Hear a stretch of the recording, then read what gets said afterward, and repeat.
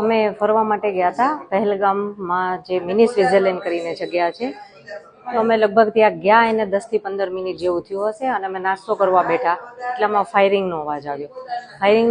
એટલે અમે બધી બાજુ જોયું અને અમે તે શોપવાળાને પૂછ્યું કે ભાઈ આ શેનો અવાજ છે. તો એ લોકો પણ ડરી ગયા હતા કે મેડમ ખબર નહીં, અમે પણ આ પહેલી વાર જ સાંભળ્યો છે. હજુ એટલી વાતચીત થઈ તો ફરીથી ફાયરિંગનો અવાજ આવ્યો.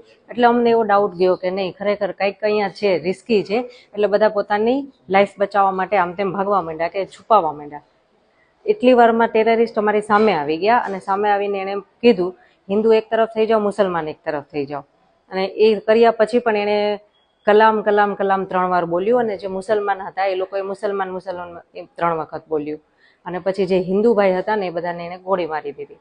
અને એ ત્યાં ઊભો હતો, 1-2 મિનિટ એ ત્યાં ઊભો હતો. જેને ગોળી મારી જોયું કે કોઈ પાછા ઊભા ન થાય. અને અમને બધાને હલવા ચલવાની ના પાડી, જે હલે ચલે એને ફરીથી ગોળી મારી દઈશ.